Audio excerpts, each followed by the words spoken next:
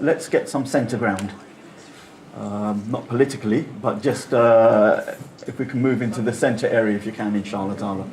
Especially from the fringes, the far right and the far left, since this is going to be a bit political, alhamdulillah. Subhanallah, mashallah. The khairul umur awsatuha. The best affairs are the middle affairs. The seat is comfortable on the stairs. You're young enough to sit on the floor.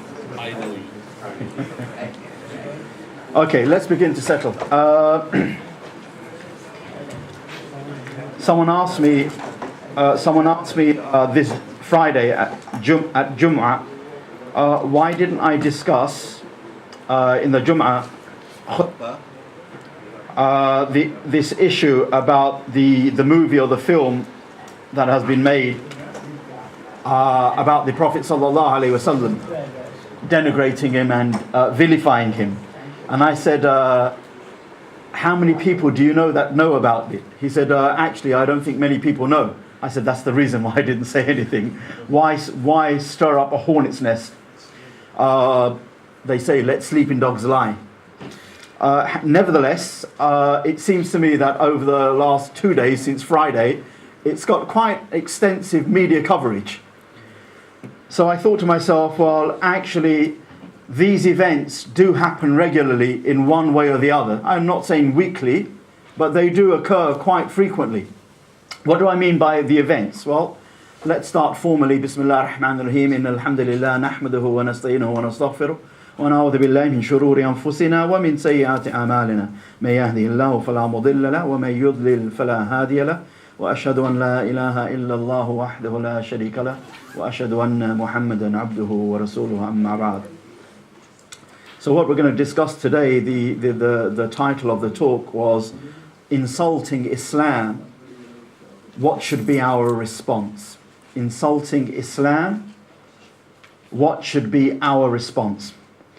And insulting Islam can mean insulting the actual religion itself, or, as has happened over the past year or two, an increase in the insult or insults against the Prophet Muhammad sallallahu alaihi wasallam. There could be, as one of the Christian pastors attempted or did last year or a year and a half ago, insulting the Quran by burning it, insulting the religious rulings of Islam. So I want to talk about the issue as a whole, not a specific issue, though the reason why I've timed it like this is because in July of this year, when we were in Ramadan, a very obscure film was made, and 15 minutes of it as a trailer was stuck on YouTube. And it was made, allegedly it was made by a person who is either Christian or has Christian leanings, attacking the Prophet sallallahu alaihi wasallam. And it got put on YouTube, and really it was so obscure that no one in the Muslim world, no one here, we thought anything of it. If there was one or two Muslims that were aware of it, it was just a fly on your head, because these things happen. But what happened in the last 10 odd days or so, that same trailer, 14-minute trailer of the film that hasn't been kind of released yet, was dubbed into Arabic. So the trailer was dubbed into Arabic, then put on the same YouTube channel, and it almost went viral in much of the Arab world. It was copied and downloaded and viewed hundreds of thousands of times. And then Muslim anger was ignited. Demonstrations occurred and are still occurring. And within those demonstrations, in Egypt, for example, Libya, even as far away as Australia and the minority Muslim community there, the demonstrations have involved a level of, obviously, anger, but also violence. Violence against persons, violence against property, violence against embassies. And in some cases, the very goal that one was trying to achieve through demonstrations that don't paint Islam as an aggressive, extremist, violent, destructive religion. So I go out and protest that Islam isn't like that. But in my protesting, I actually engage in violence, destruction, and aggression. So it kind of sometimes doesn't really serve the purpose. And because these events tend to happen frequently, and because not every single time, but many a time, perhaps more times than not, we Muslims tend to end up demonstrating this way, I thought it's useful to actually have an idea of the guidelines that Islam and the prophetic Sunnah teach us, not in these specific manners, specific issues, because Islam, the Quran itself, doesn't have any specific things to say about politics.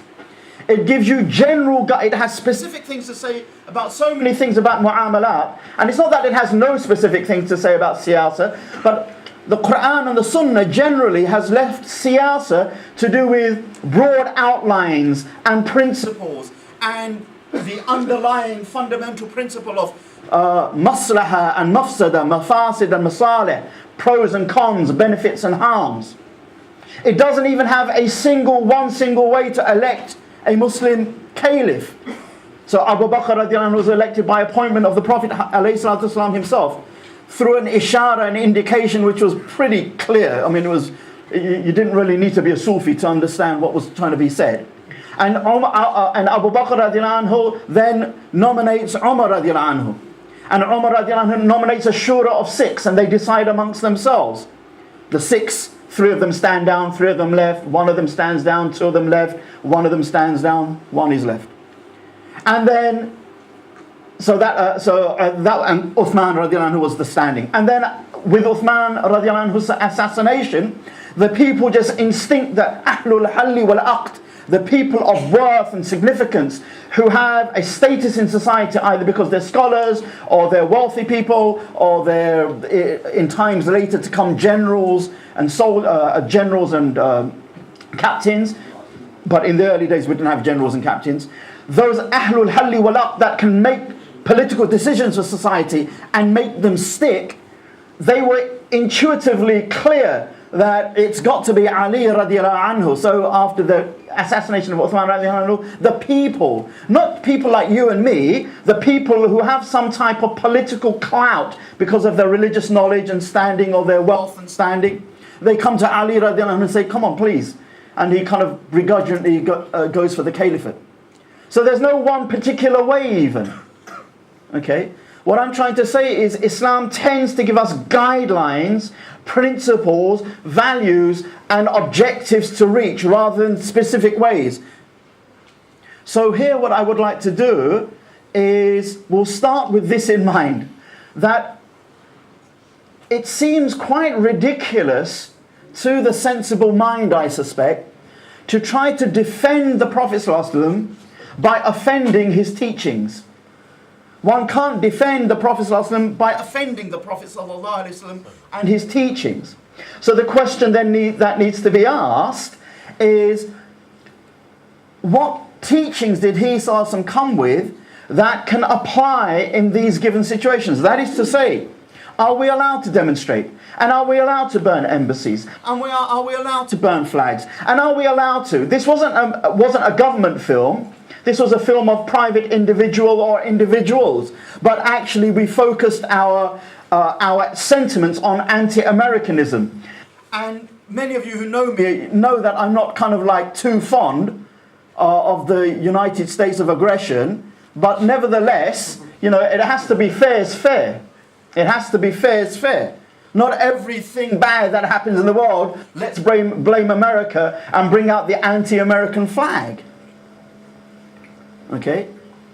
But people have been, going around the embassies of the United States and terrorizing them, as if the Prophet ﷺ didn't say anything about ambassadors, As if the sunnah of Al-Mustafa, the chosen one, has nothing to say about ambassadors. No, it does. The Prophet commanded us to honor ambassadors and not to harm them. For the simple reason is two things. Islam's political rules more or less conformed to the political rules that already existed, but it refined it, made them even more humane, added a few more that could bring about clearer peace. And one of the rules that we've known from antiquity, since the earliest of times in civilization, is that when two countries have the potential to go to war, you need negotiators or ambassadors to resolve differences. And so the idea of ambassadors has been there pre-Islam.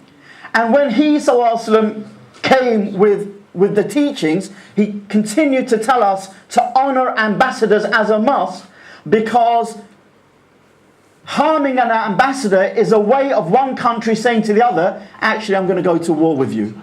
And war is generally, war in our tradition, as Ibn al-Hajj, the Maliki, says, war is a wasila, not a ghaya. War is a means to an end, never an end in itself. In the Sharia, it's not. He didn't use the word harb, he used the word jihad. Jihad is a wasila, laysa bil ghaya. It's not an end in itself. Okay? But the point being is, war is it's very harmful. And so, embassies and ambassadors are, in one sense, Sharia-wise, sacrosanct, in that we're not allowed to harm them. We may voice complaints and lodge complaints and do all sorts of things to embassies, but we can't destroy them. But anyway, that's the teaching in our Sharia, which has been around for over 1,000 years. And yet, somehow, perhaps my frustration is, and I'll try not to let it show too much, is not the passion or the zeal that, inshallah, when you see across the Muslim world, inshallah, most of that comes from Iman and the mahabbah of the Prophet ﷺ, and the izzah that is tied from the heart to Islam, inshallah. But this izzah and mahabbah and this zeal and atifa needs to be regulated with the Sharia rulings and teachings. And this is where our problem lies.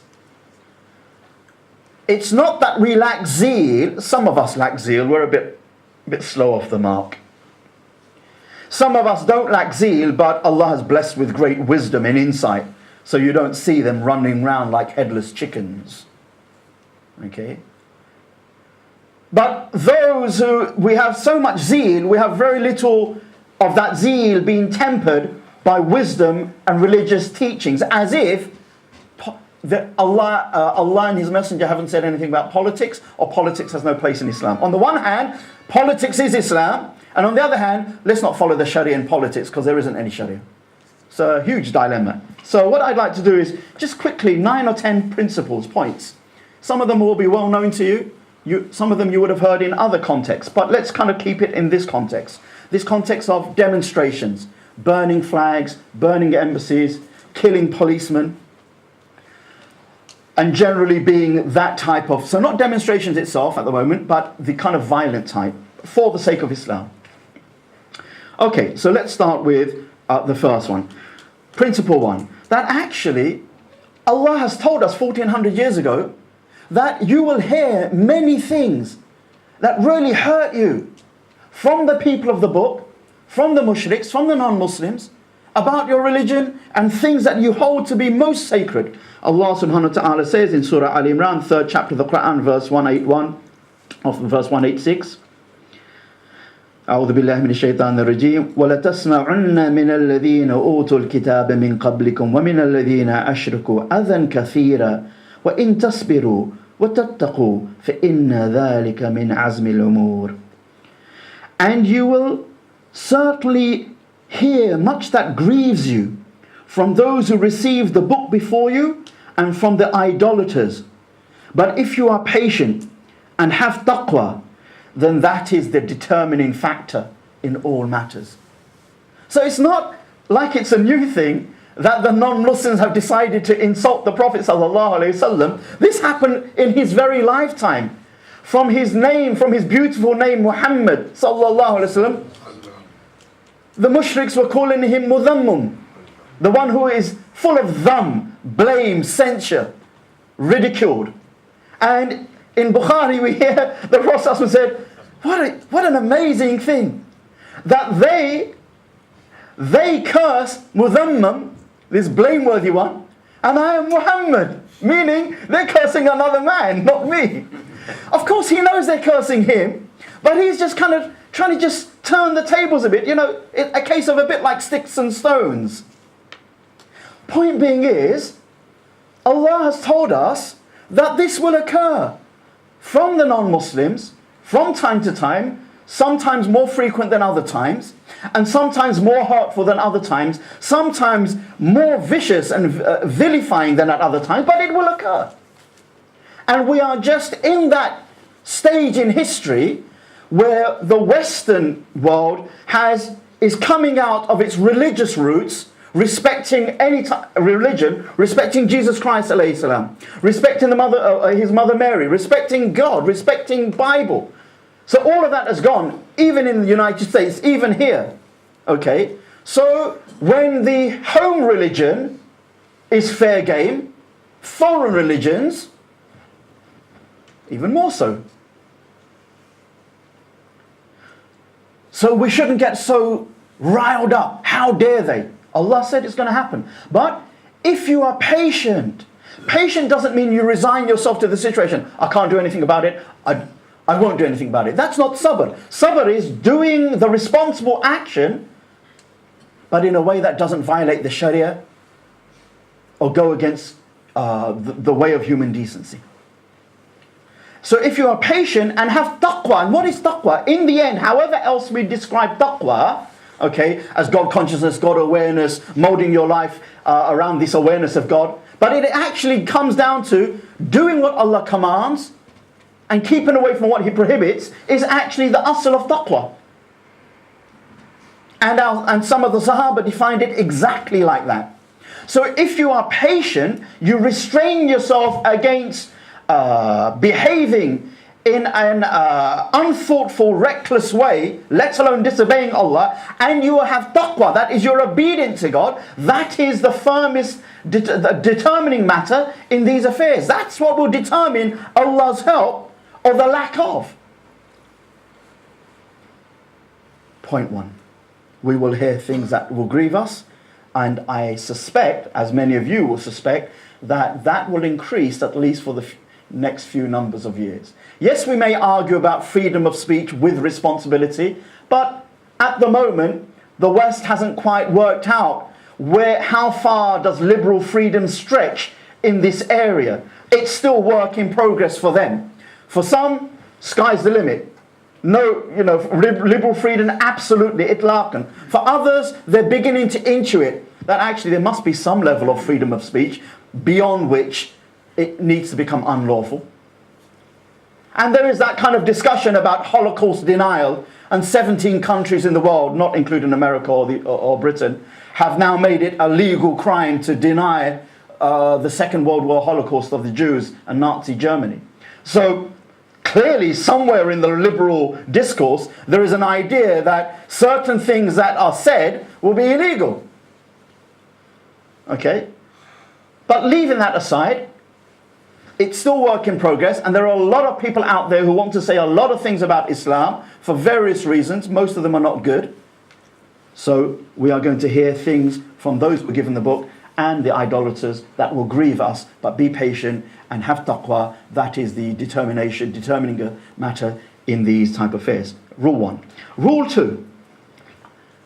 Since we are going to be faced with harms, and we're praying that it'll be less physical and more verbal, that becomes a bit easier for us to take, but there are physical harms as well. Since we are going to be facing harms, what is the general rule the Quran tells us, or at least one of its guidances that the Quran tells us about harm? So the Quran says, idfa billati hiya ahsan. Repel evil with that which is better.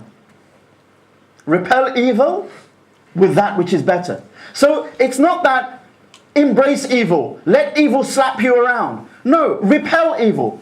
Idfa is really, dafa'a is to push away. Okay? So push away evil with that which is better. So now we need to know three things. What is bad, what is good, and what is better. The Muslim has to have some kind of inkling of what is bad, what is good, and then what is better. The last one, so that idfa billati hiya ahsan, not repel evil with that which is good, but that which is better than evil and the best possible way. That will bring about what we want. So that's the second rule. Idfa billati hiya ahsan, which seems to have gone out of the window. Because here it is, the media says, not media, let's just say, some of the media say, and some of the writers within the Western world are saying, Muslims as a whole are violent and radical and aggressive. The passive ones amongst them are the ones who tend not to be so religiously practicing anyway, so they're an anomaly. But your average mosque-going male Muslim, they're saying, is just built to be aggressive because of the Quran. That's a discourse today. So what do? Not only do we, the male Muslims, go out shouting their head off, and he, sallallahu alaihi wasallam, never shouted in jihad. Imam An-Nawawi, rahmatullahi alayhi, in the Sharh Sahih Muslim said, at the graveyard and during jihad, he, sallallahu alaihi wasallam, and the Sahaba, bil ijma, by consensus, never raised their voice. So there wasn't this, stop here! Of course there might have been, please gather round now, gather, there might be that call, but it wasn't, because that tends to make you get a bit too hyper. You drunk too much Coca-Cola, right? But look at Allah's sunnah. He puts the Muslims to sleep before the battlefield. Normally we think if we're going to go into a fight, it's like the boxing match, isn't it? You're in your room, you're shadow boxing, like that, you're working up your sweat and adrenaline, you come out to some kind of, boppy music, so that can get your adrenaline up, and then you get in the ring, whilst your adrenaline is up, because it seems sensible. Okay, rather than, I just listened to a bit of Beethoven, I'm so relaxed, then I go into the ring with some prize fighter heavyweight, and he's in third, fifth gear, and I'm barely in first gear. And minimum, the nose is going to get damaged. But here, look at Allah's way. He actually puts the Muslims, not in first gear, in zero gear. They fall asleep through Allah. Why? Because He wants them to have their heart and their wits about them. And secondly, of course, there's going to be some adrenaline, but every bit of adrenaline should be for Allah, not for the nafs or for vengeance. The same adrenaline runs through their blood as it runs through ours. But running through their adrenaline was barakah, which we don't have. Okay? So that's the second one. Repel evil with that which is better. Thirdly, there is a hadith, in the 40 hadith, in Sahih Muslim as well. None of you truly believes unless he wishes for his brother that which he wishes for himself. It's a well-known hadith. None of you truly believe until you wish for your brother that which you wish for yourself. Imam Nawawi and one or two other scholars, after reciting this hadith, they say, the word brother, akhihi, your brother here, or his brother here, is ikhwatul insaniya, not ikhwatul imaniya. This is the brotherhood of humanity, not the brotherhood of religion, of faith. Most scholars, from what I remember, say it's the brotherhood of faith. But Imam Nawawi, from the Shafi'is, and At-Tufi from the Hanabila, from the Hanbalis, and one or two other scholars, they say here it's ikhwatul insaniya. It's talking about the brotherhood of humanity. Wish for your brother, Muslim or non-Muslim, that which you wish for yourself. And then Imam Nawawi explains the height of that. In that, just as you, O Muslim, would love to have Iman and die upon Iman, because Iman or faith is the most precious thing to you, then wish that for your non-Muslim brother. Okay? Because that's the best thing you could wish for a non-Muslim. I mean, you could wish that they get well, and you can make dua for their wellness. The clear thing that we can't make dua for non-Muslims is when they die upon Islam. Oh Allah die upon kufr. Oh Allah forgive them. No. Khalas, it's sealed now. Before that, we can pray for, oh Allah grant them good health. Oh Allah save them from this, save them from... That's not a problem. But the best dua we can make, oh Allah guide them to Islam. So the third thing is, rather than curse the kuffar, the higher way that we see in the sunnah of the chosen one sallallahu alaihi wasallam is actually make dua for their guidance. And remembering the hadith, none of you truly believe until he wishes for his brother that which he wishes for himself. So that's point number 3. Barakallahu feekum. Point number 4 is... Have we got that one? 5-8. Let's do 5-8. Okay. Barakallahu feekum. Point number 4 is, let's just say we can't reach that beautiful virtue of loving khair for the non-Muslims. The heart of the believer who truly is upon the sunnah of Al-Mustafa sallallahu alayhi wa sallam, his heart or her heart is filled with khair, wishing khair for the whole of mankind. Okay? Just read the seerah and see how the Prophet was in the vast majority of cases. It's really hard to find in 23 years as a prophet even a handful of people that he cursed by name. And there were it's not because there was only a handful of people who really hurt him. There were truckloads of people that really hurt him, physically vilified him, vilified his family, physically abused his companions. And yet you don't find curses except for 1 or 2 or 3 or a few. So the normative sunnah is not cursing the kuffar, it's actually wishing well for them, wishing good for them. But if we can't get to that sunnah because we're not really yet trained, we haven't trained ourselves to really follow the sunnah, we've got some outward trappings. I've got the hat on my head, a big deal, and I've got the miswak in my pocket, and I'm not belittling anything of the blessed sunnah sallallahu alaihi wasallam, of the Prophet sallallahu alaihi wasallam. But actually we're talking about priorities. Okay? But if I can't do that, then at least go back to the minimum that Allah subhanahu wa ta'ala has said in the Quran. وَلَا يَجْرِمَنَّكُمْ شَنَعَانٌ قَوْمٍ عَلَىٰ أَلَّا تَعْدِلُوا اعْدِلُوا هُوَ أَقْرَبُ لِلتَّقْوَى.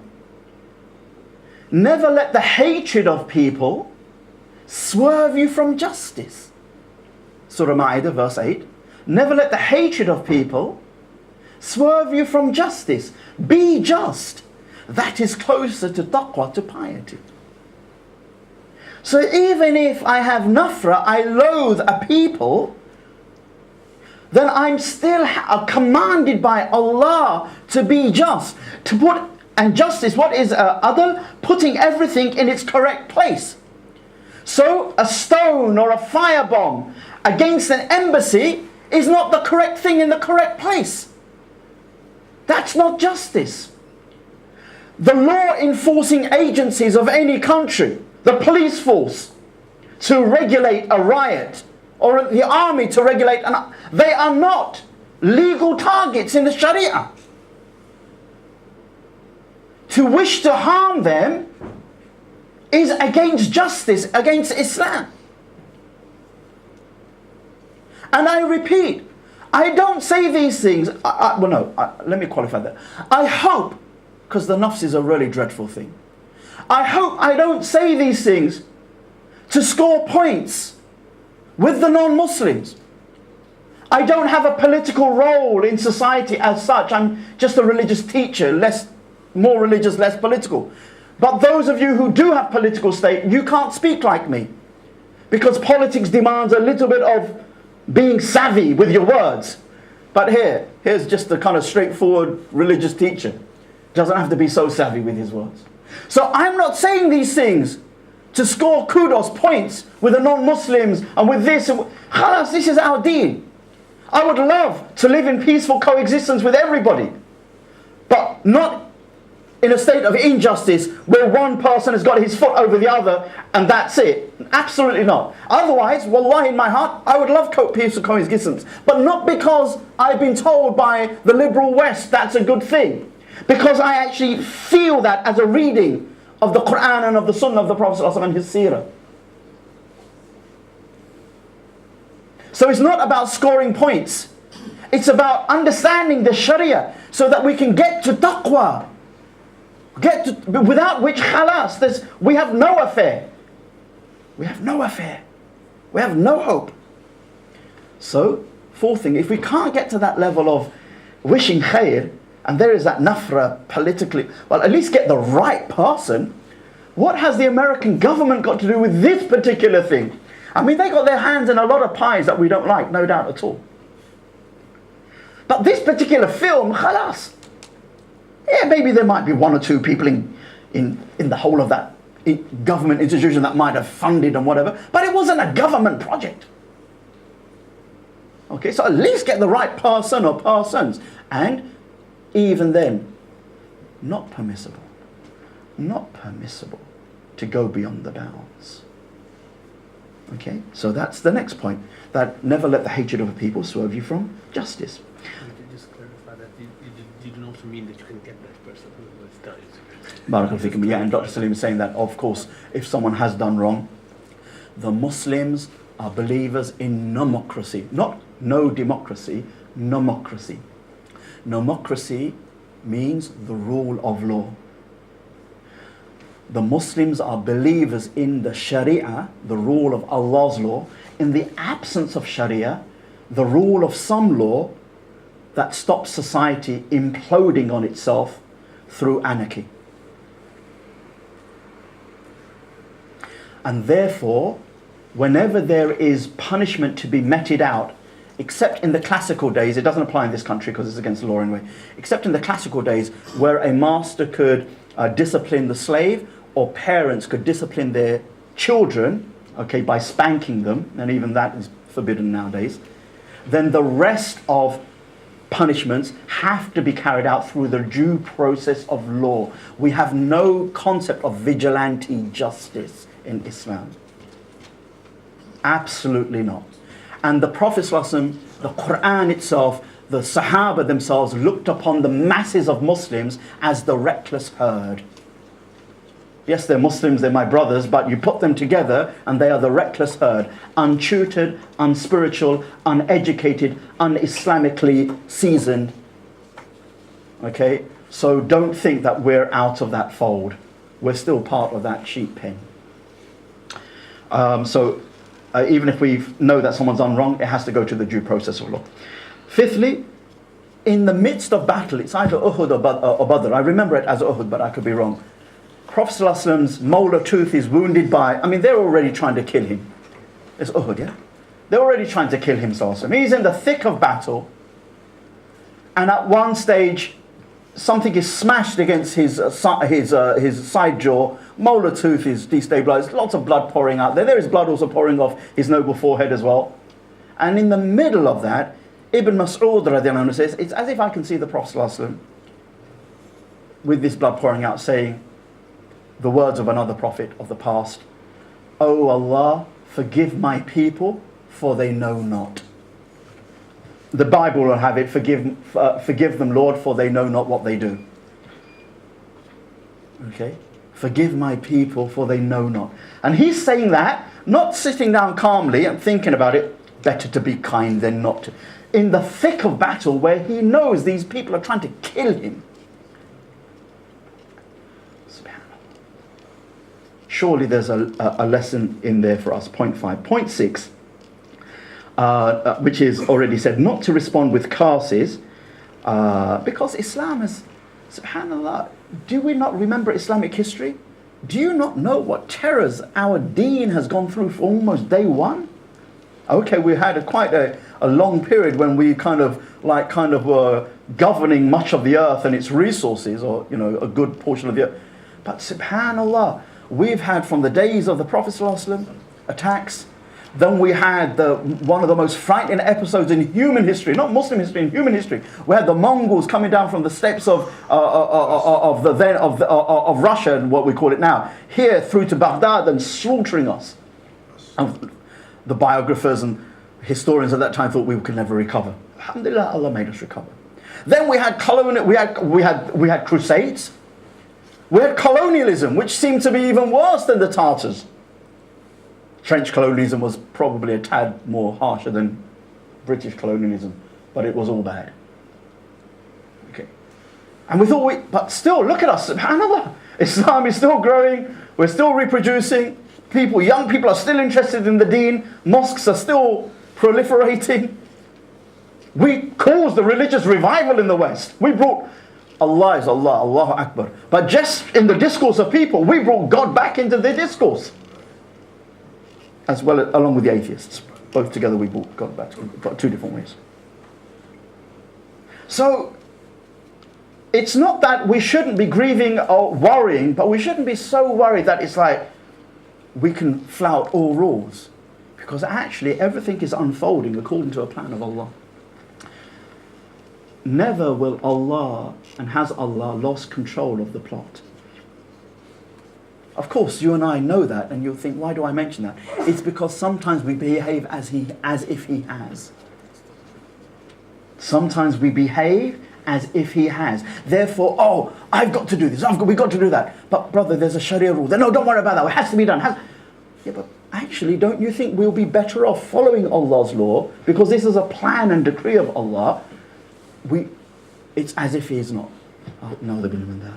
So, let there be a level of calmness. I'm not talking about apathy. Let there be a level of calmness that actually we have to get to taqwa. We have to do the responsible things, whatever the responsible things are to do.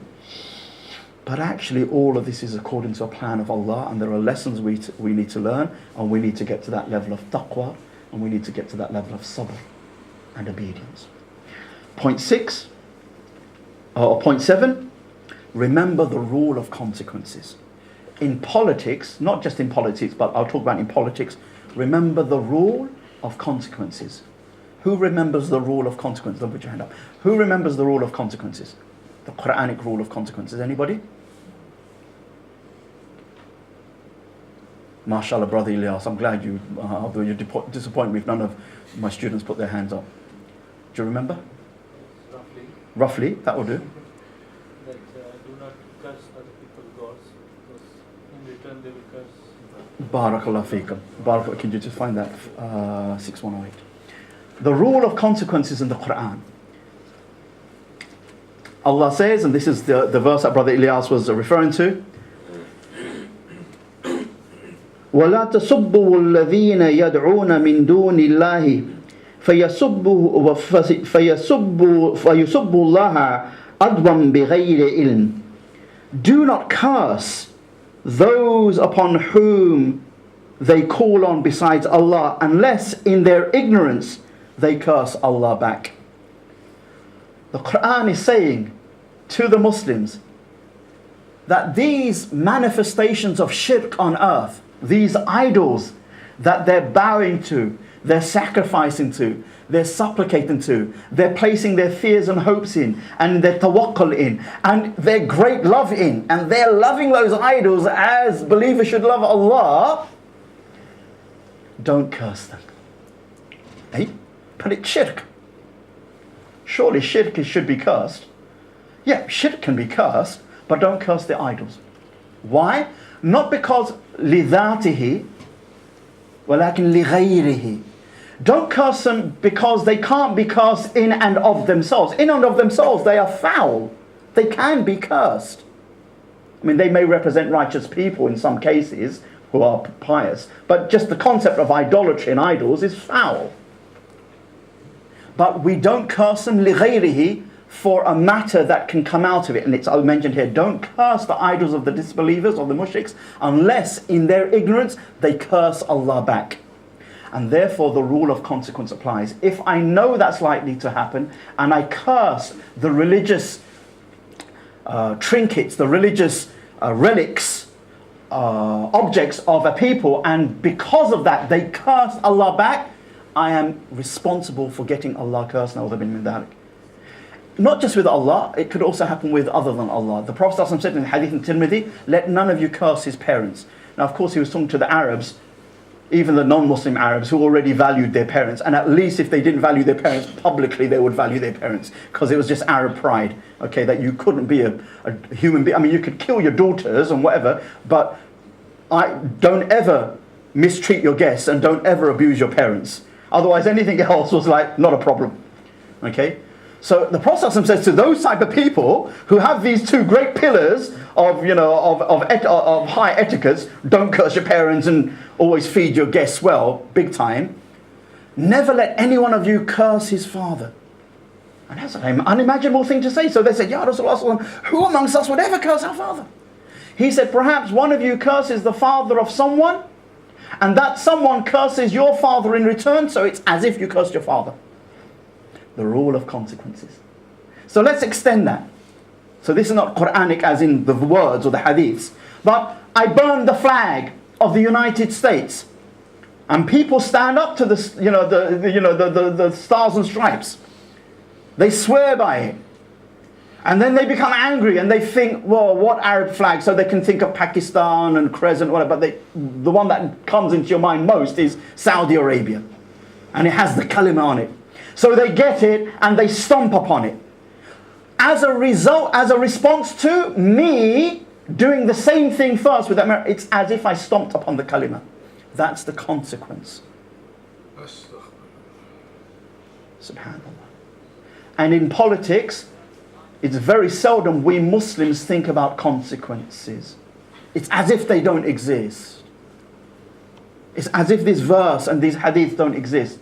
The law of consequences must apply in our political modes. And then you'll begin to realize, my brothers and elders, when I say most Muslims who are involved in politics are ignorant of politics, most Muslims who are even calling for Islamic politics are jahil jiddan in Islamic politics, I mean by that they don't know these basic rules. Simple. Subhanallah. 8. 2 more to go very quickly. Let's not play into the hands of our enemies and of a wider media who are, let's just take the media first, who are not necessarily our enemies or not, because really the media, I mean, here is Kate doing her thing somewhere privately, and then they expose her, shameless people. Okay, not Kate, but the paparazzi. Okay, so, and here is this. So really, they're really ready to topple. They're ready to topple down. Clinton was toppled in that. What was I can't remember that woman's name. Lewinsky. That was it. In the end, it was the media who dug it up, pushed it through. Khalas, the president was impeached. Okay, so in the end, the media are a law unto their own, and which is why we have the inquiry that we did to see what can and cannot be done. But let's take the media. So it's not that the media hate us. It's just the media. There's the media. They just have to do things to Muslims and to non-Muslims alike. And the media are waiting for that great picture. Ideally, if it could be a man with a hat on and a kind of long beard. Better than that, though, a woman in a scarf. Okay? A woman in hijab is no good, because in a niqab is no good, because you can't see her face, yeah? But a woman in a hijab, you get her to like that. Catch that. Khalas, that's over your tabloid papers. And what they say, a picture paints 1,000 words. They must all be like that. So let's not play into the hands of the media. There are a few people in each Muslim community that come rain or snow, they can always smile. I'm not one of those. Okay, unfortunately. I would like to.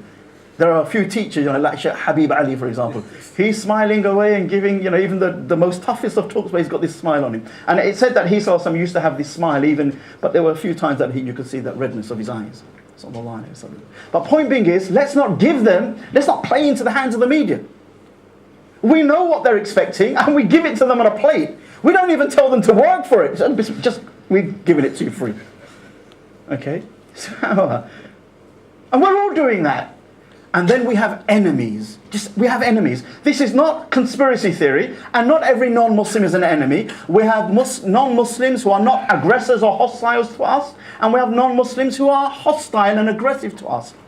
Normally, as the rule of thumb goes, your individual citizens of non-Muslim citizens of various countries tend not to be hostile. They're just pulling out their hair thinking, how can we live together with these strange people called Muslims? And then you normally have people at the higher levels of government that tend to have more of a problem with Muslims. And then especially when Europe is concerned, when you have trying moments of economic hardship, there is something about Europe in its history, not just with Muslims, with each other, which is why you had to have the European Union. If you didn't have the European Union, wallahi, Europe would have already been fighting each other. Germany, France, Britain, it would have had, because history tells you that's all what's happened, which is one of the reasons of the European Union. If you can have economic agreement, you're less likely to go to war with your partners. And there are other reasons besides that. Point being is, we have enemies. So let's not play into our enemies' hands. The greatest thing that we need to do is think about the spread of our faith. That we die upon faith, Iman, and that the faith spreads. That's what everything else is a footnote that follows from that. We may have come to this country, first generation of Muslims, for non-religious reasons, but now we're here, put faith first. Put faith first. Okay? So, don't play into the hands of things. And that just requires some Muslims really learning the rules and the arts of finer politics and media and ways that governments work and don't work, and kind of filtering it down very slowly, wisely, to the rest of us, so that we know some things we know very clearly, some things are subtle and we need to be taught.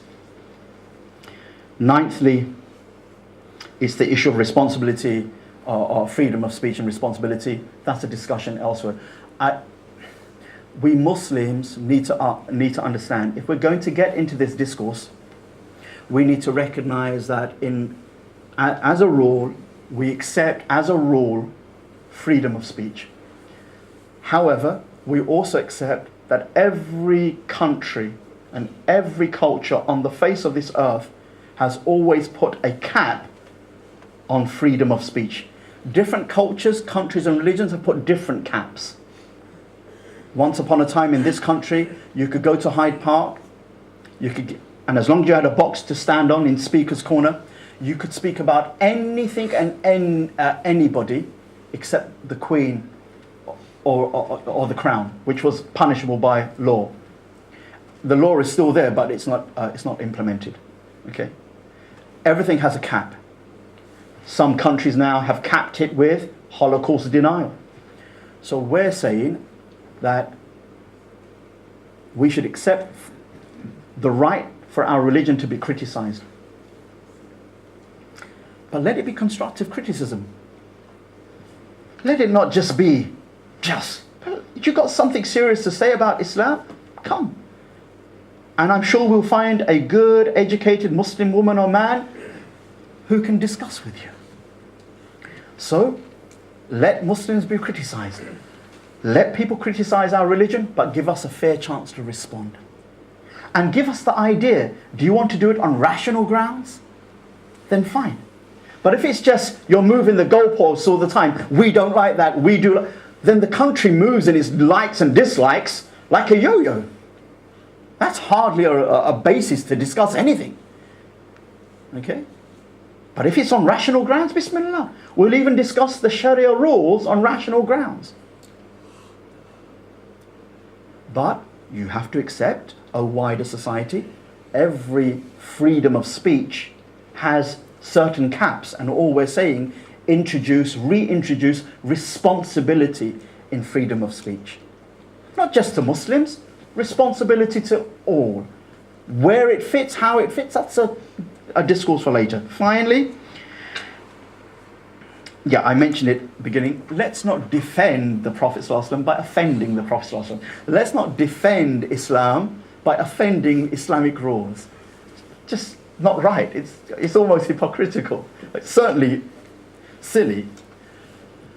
And with these 10 rules, we can see that actually, the 10th rule included, not defending Islam by offending its rules, and in terms of not defending the Prophet by offending his teaching, sallallahu alaihi wasallam, but reach out to whoever we can reach out to and live out his teachings beautifully. Show them that he sallallahu taught us integrity, honesty, sincerity, kindness, concern, human welfare, mercy, justice, care for the elderly, care for the vulnerable. And let us live it out in society. Deeds, actions speak louder than words.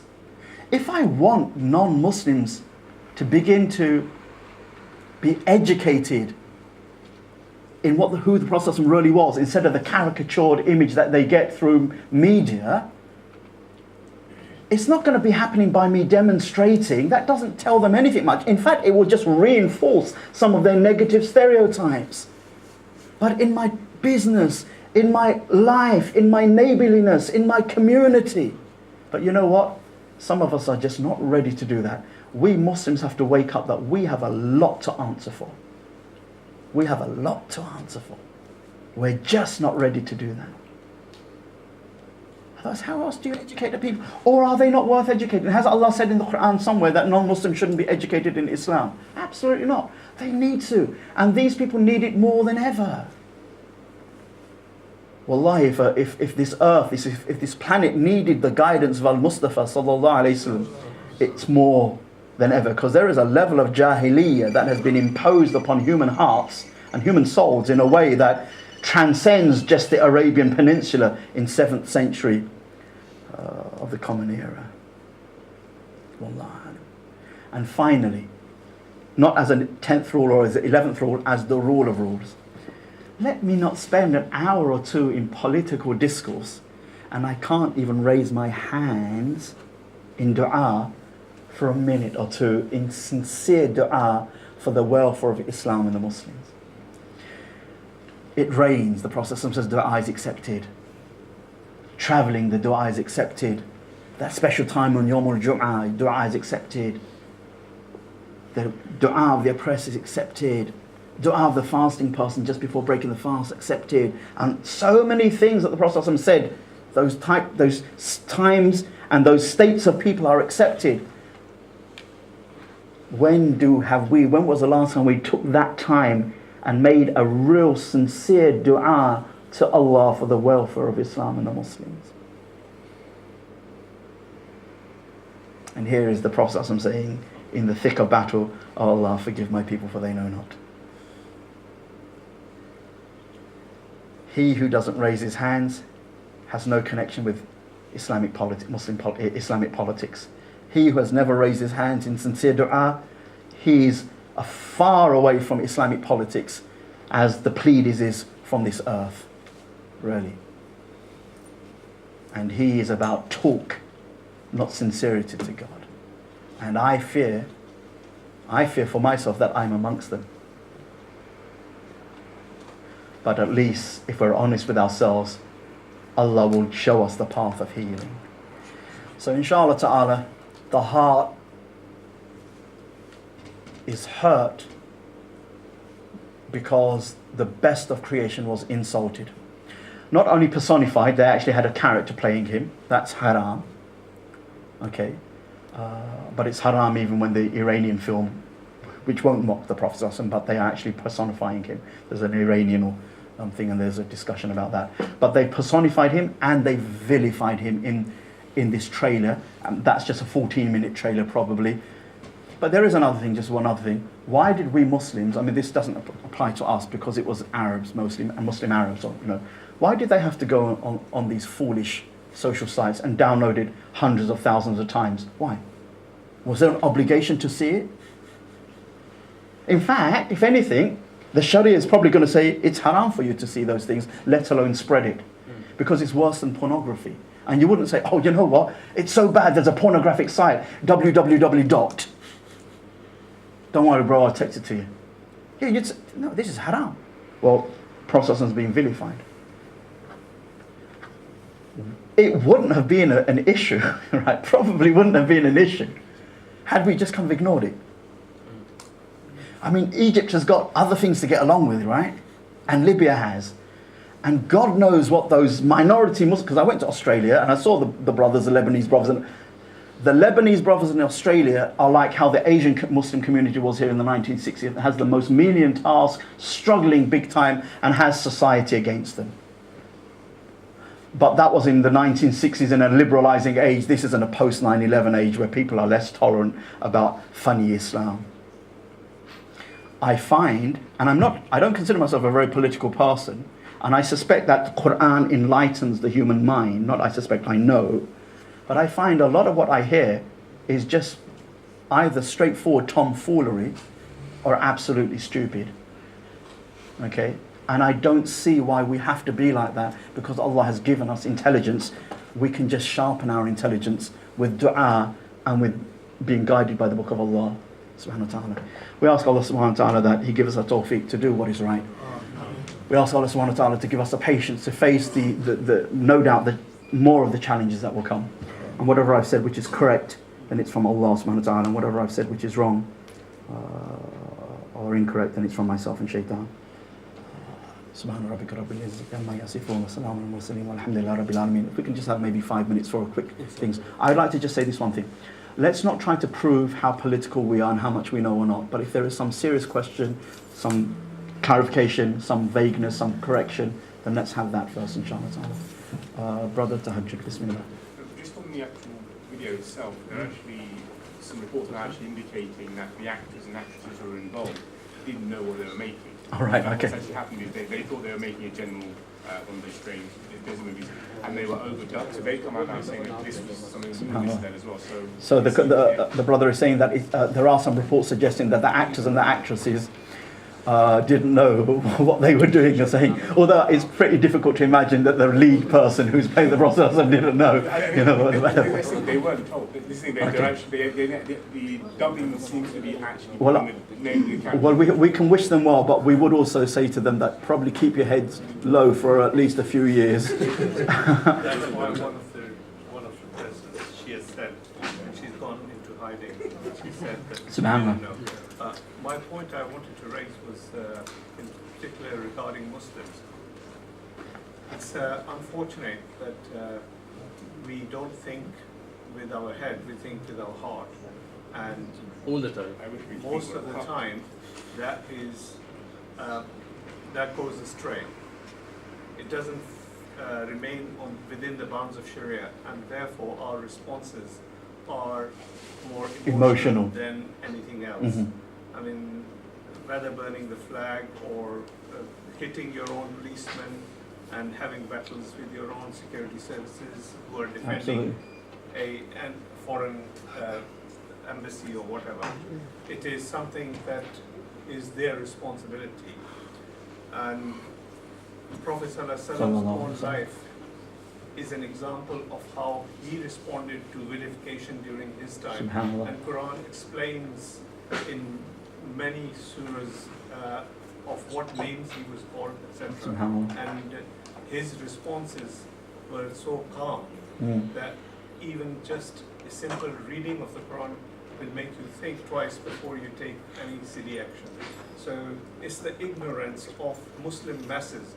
So before we teach non-Muslims about Islam, I think we need to teach ourselves about Islam and Sharia before we pass the dawah on. Very true. Just summarizing that very quickly, that Brother Kaysar was saying we tend to think more with our hearts than we do with our minds. By that he meant more emotionally than we do coolly. And the whole life, the whole Quran and the life of the Prophet teaches us entirely how to behave in times of vilification, and he never lost his temper, he was always cool and so on and so forth. And we really need to probably teach ourselves first these things before we even try to attempt to teach Muslims etiquettes and non-Muslims etiquettes. Yeah, it's absolutely true, subhanAllah. It's absolutely true.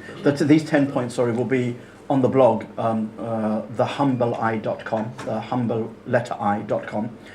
So it should be up by Dhuhr or Asr tomorrow in nice point forms, inshallah ta'ala. So the references will be there, inshallah ta'ala. There's a quick thing about obviously we know that the sentiments are there, people are ignorant, and they would be like that. That there should be a way, or do you have a way to suggest that the people can air their, frustration or their love for Rasulullah sallallahu alaihi wasallam somehow? Jayed, when the Danish cartoons happened some years back, a group of scholars, a large group of scholars, quite senior scholars, some of them, got together, wrote a declaration, and gave us some advice. Okay, so if you kind of, if Dr. Salim reminds me, we'll kind of send the link out in Charlatan. Anyway, one of those things, there was one of those 8 points was that whatever else we do, and because it was Denmark as a country, and the press and whatever, then they were saying that, Muslim countries and Muslim organizations like OIC should put pressure on amongst their 8 points. But the one of the 8 points was live out, learn to love the Prophet ﷺ, live his sunnah, and let people see the beauty of your sunnah, and that's the way you'll voice your protests, because they will come to see that actually maybe he's not like what we've been taught, because these Muslims who clearly have an attachment to him, okay, sallallahu alaihi wasallam, they don't behave like that. Okay, that's one thing. Other thing is then let's just say in Egypt there must still be channels more open than before to voice your complaint. If you think it was a Coptic Christian or a few Coptic Christians that or whatever, although the Coptic Christian Church of Egypt has come out against it, then voice your complaint to the channels of government. Okay, but you can't take the law into your own hands. Okay, you may have had an Arab Spring, but that doesn't Islamically justify doing anything away from the order of government, especially when this government is, not known to be anti-Islamic. We don't know what it is at the moment. I mean, hopefully it'll be good, but it hasn't even got off the ground. And that's the same with Libya. Well, just wanted to say, to touch on what you said about the guys going onto YouTube or whatever, clicking and then forwarding on. Reminds me back of Satanic Verses. Absolutely. Salman Rushdie, nobody heard of it. Nobody knew about Salman. Heard of Satanic Verses, and all of a sudden, when people started marching to Penguin Books in Kensington and the Absolutely. rest of it, everybody said, well, hang on, what's this Satanic It became an international bestseller. Absolutely. Otherwise, nobody would have heard of it, and it would have been on the shelves. And Absolutely. Exactly. The brother's reminding us of back in the late, was it the late 80s? Early 80s, Satanic Verses. Okay, Rushdie's Satanic Verses really was out for such a long time, no one heard of it, but then a few Muslims, we picked up on it, we had to make a march, a demonstration, a few book burnings here and there. He went into hiding, it got on the front news, and then it became an international bestseller. We helped Rushdie make his small fortune in that time. Yeah, I know he went into hiding for about 20 odd years and he couldn't raise his head. But the point being is, it's the same thing. Why click on YouTube? Many of these things have happened so much. They're not just these incidences. They keep on happening. Some writer or the other, some poet or the other, some dramatist or the other has and will, from medieval times, done and said things and written about the Prophet. We need to just ignore most of it and move on. Just reminded of Tom Holland. Yeah. Channel 4 Tom Holland. Yeah. Yeah. I mean, Tom Holland came out with a documentary, a baseless sort of documentary. Absolutely. And I think the most professional response came from Muslims, was from IRA. Absolutely. And that is the sort of response that we need to prepare. Absolutely. When such things happen. Tom Holland's documentary, I can't remember what it was called, it was on Channel 4 about Islam, the Untold Story. As just very quickly, as his research material, he relied upon people like Patricia Crone, who, though she is well known in Oriental studies or Islamic studies in the Western tradition, but her theses on the fact that actually the Umayyads invented the whole of Islam and the Prophet, and there was no such thing as Makkah. She wrote that back in the 70s, Patricia Crone and a few others, Michael Cook and others, and it's already been discredited within academic circles and ordered to be rebutted over 15, 20 years ago. Tom Holland picked up something which is on the fringe of Western Islamic studies, but as Brother Kayser says, the brothers at IERA, IERA, have written a nice response about that, inshallah ta'ala. So those of you who did watch the film, it's worth you going on our website and just downloading that document, and it's useful just to know. Those of you who have had an inkling of Western Islamic studies, you can pick up Motsky and others and their rebuttal of Patricia Crone, which was done back 15, 20 years ago, because it's just such fringe, fragile research. And unfortunately, Tom Holland took the worst research and pushed it as if it's kind of current news.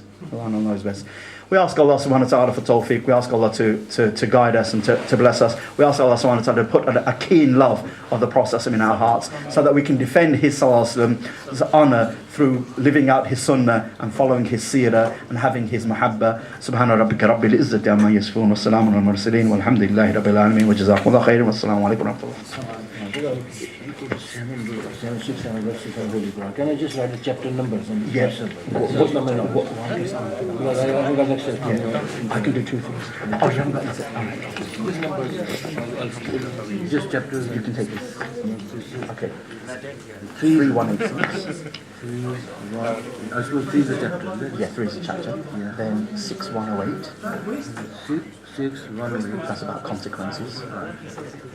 I heard there's a 3186 is that things that will grieve you. 1,